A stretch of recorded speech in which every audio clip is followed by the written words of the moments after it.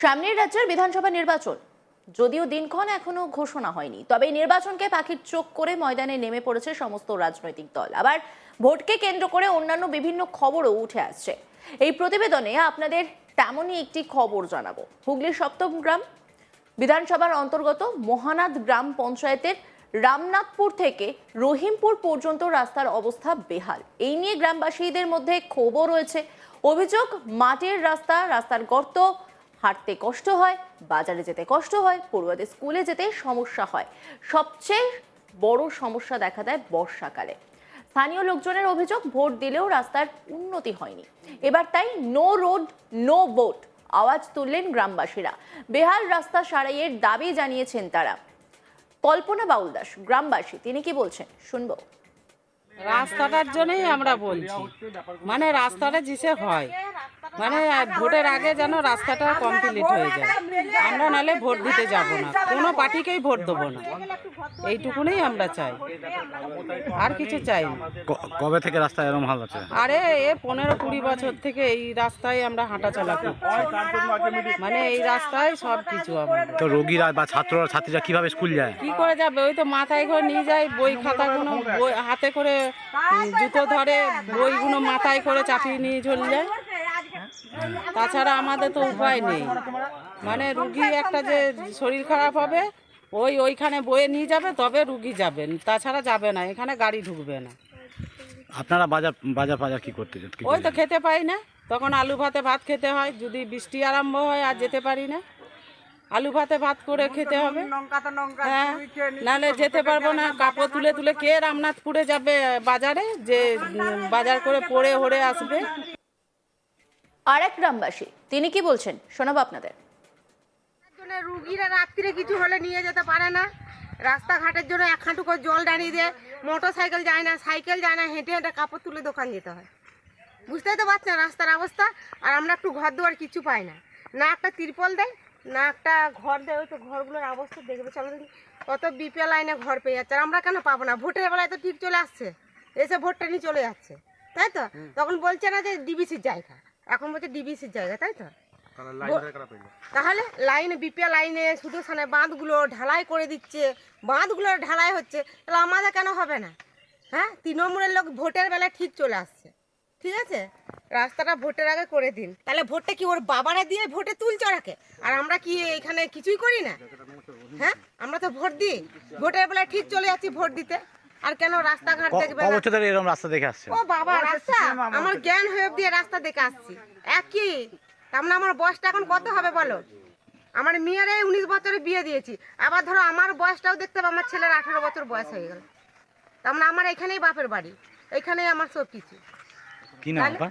আমার নাম রেখা। রেখা কি বাউল দাস। কোথাকার বাসিন্দা? এই তো কোটালপুর। কোন পঞ্চায়েত? এই তো এই পঞ্চায়েত মানাদ।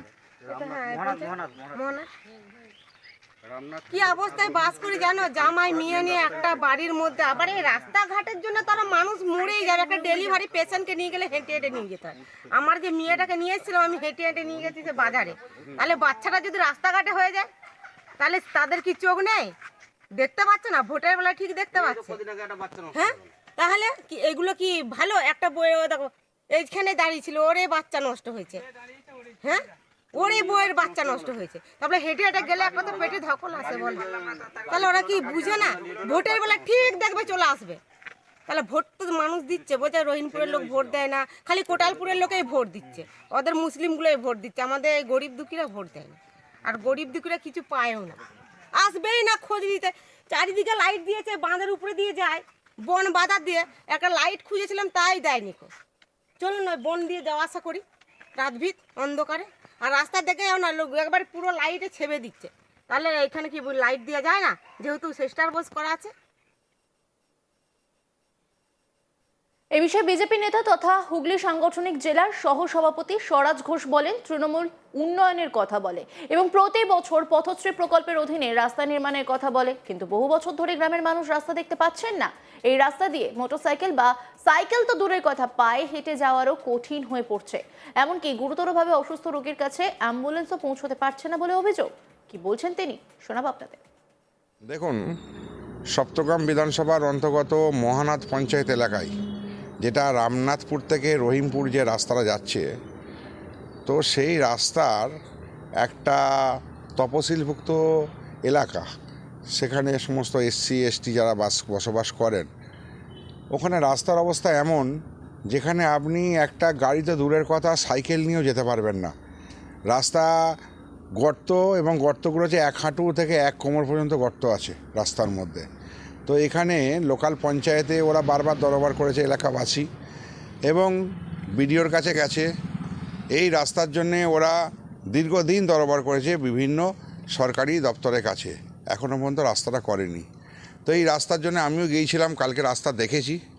তো আমার বক্তব্য হচ্ছে, উন্নয়নের কাণ্ডারি যখন মমতা ব্যানার্জি, তো মমতা ব্যানার্জির আমলে এইরকম রাস্তার অবস্থা, যেখানে শিডিউল কাস্ট শিডিউল টাইপ লোকেরা বসবাস করেন, তাদের কাছে হাঁটার মতো রাস্তা নেই। যদি একটা রুগী কেউ একটা অসুস্থ হয়ে পড়েন, সেখানে না অ্যাম্বুলেন্স ঢুকবে, না কোনো কিছু গাড়ি ঢুকবে।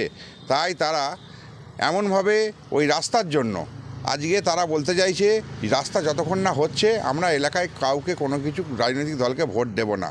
আমি সেখানে মানুষকে বুঝিয়েছি যে আমরা এই রাস্তা যদি সরকার সেইভাবে করে না দেয়, তাহলে গ্রামবাসীকে সাথে নিয়ে মাটি কেটে মাথায় করে মাটি বয়ে আমাদের বিজেপির যারা কর্মী আছে তাদেরকে সাথে নিয়ে ওদের যতটা রাস্তা 1 কিলোমিটার 1.5 কিলোমিটার রাস্তা আছে, সেই রাস্তা আমরা দায়িত্ব নিচ্ছি, সেই রাস্তা আমরা করে দেবো কর্মীদেরকে সাথে নিয়ে।